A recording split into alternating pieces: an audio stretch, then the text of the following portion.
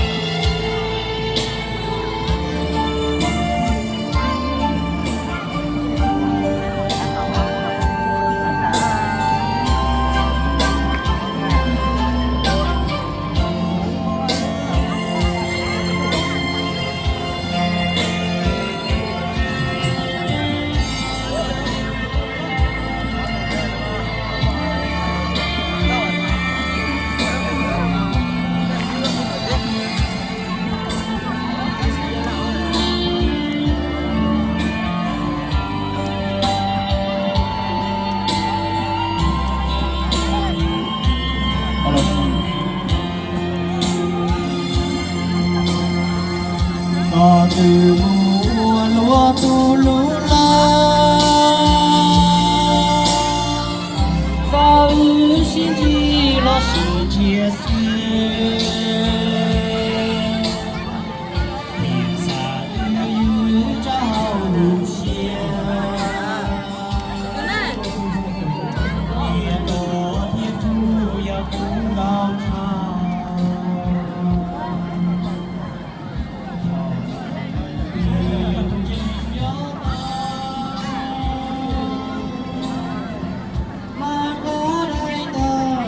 của có bên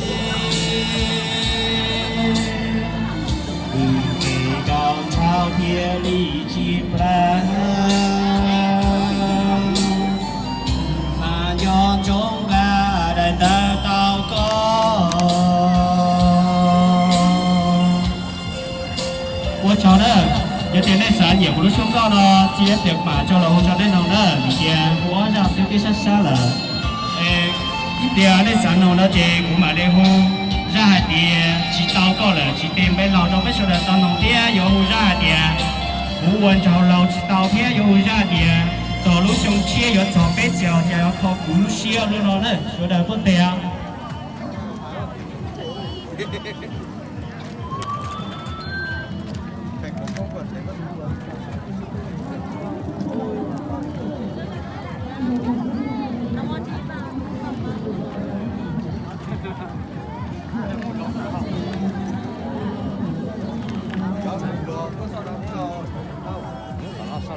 trong số biết kéo thì cái phần số tới này lúc nó được thì nó thấy ở cái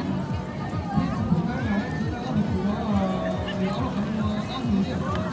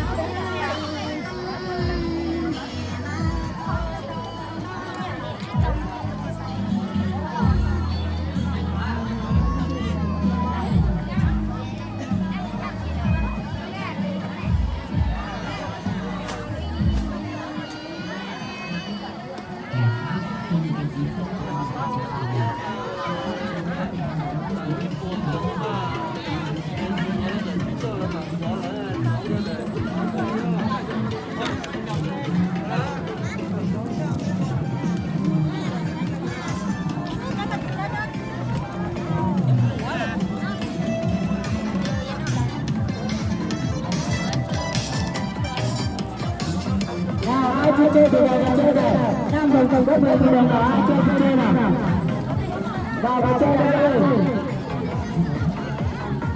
Nhấn cho các thưởng nào, tay đồng đó vào đây.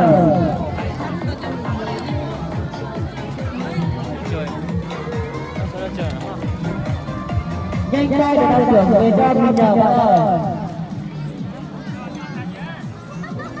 Nào ai chơi thì vào chơi nào.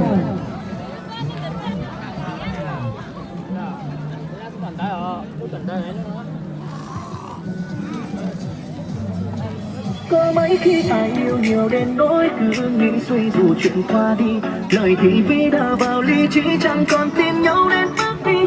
Thương xót cho anh không người ơi, vì nỗi buồn không ai muốn đâu, nhưng phải dừng thôi vì em là trái anh rồi. Anh giữ cho nhau những điều vô giá dự. Nào, ai không chơi thì chụp chụp cái nhá. Niềm tin Ai không chơi thì chán nhau rồi. khi bên ai không thành công, thì về nơi đây anh vẫn mong, cho dù yêu đuối nhưng anh vẫn thương em thật lòng.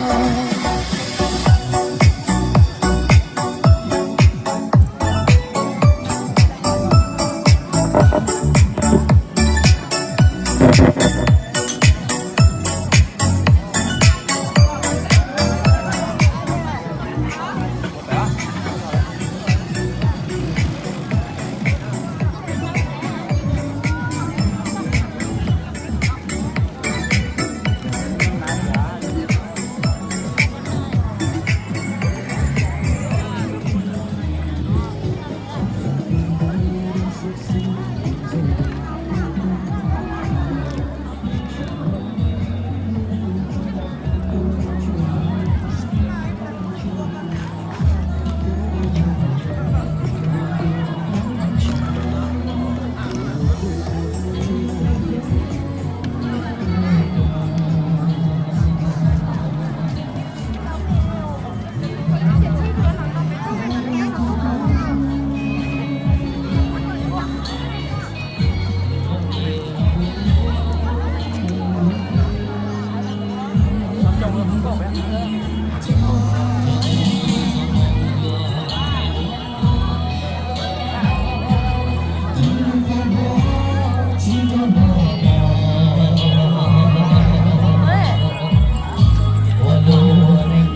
cho kênh Ghiền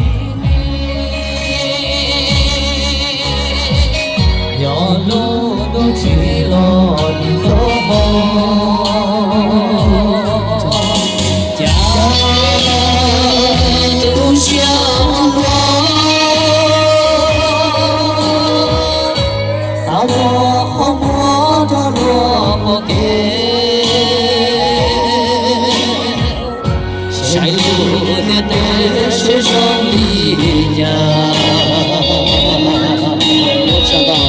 không bỏ lỡ những video hấp dẫn.